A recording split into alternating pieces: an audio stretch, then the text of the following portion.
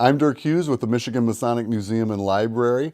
Today's visit during our Passport series is with McMillan Lodge number 400 in Newberry, Michigan, Luce County, Upper Peninsula. One of the most beautiful places in the world, in my opinion.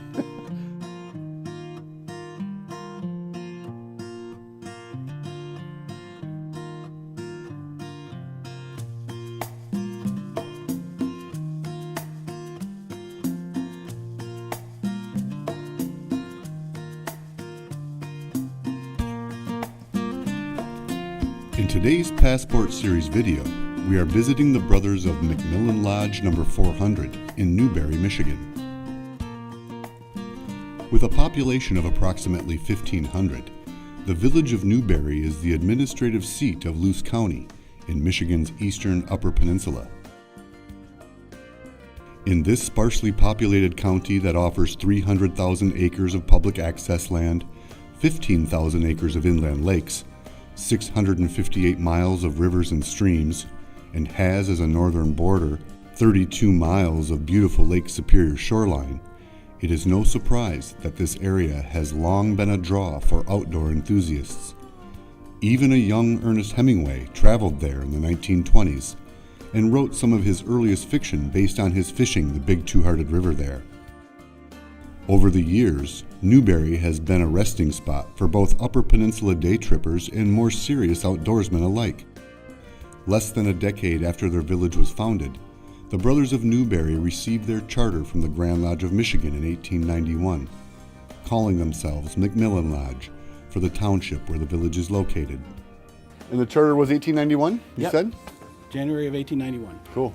It is absolutely gorgeous. I love the past masters emblems and then the square and compasses right in the middle. Got to have your George Washington picture. At least one. At least one.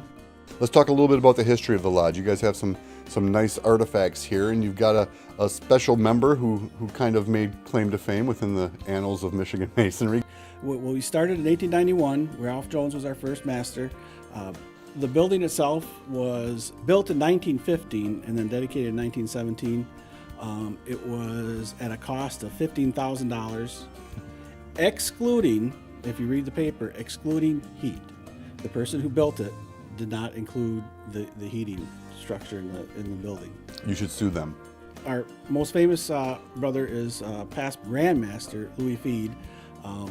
He was also the Supreme Court Justice for the Michigan Supreme Court, and he was very active in all facets of Masonic life, even in the appendant bodies. He was in World War I.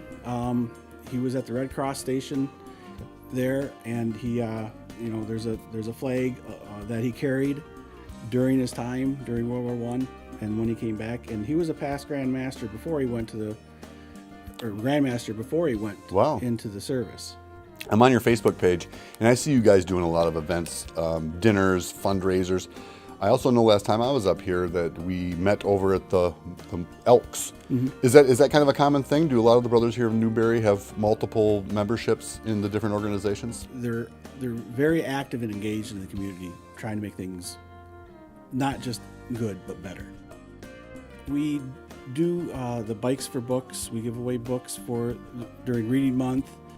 The charter organization for our Cub Scouts right now, Pack 130, we are probably 1 year away from getting our Boy Scouts back, and it'll be Troop 130. That's great. And we have about 15 active scouts from kindergarten all the way up to 7th grade. Excellent.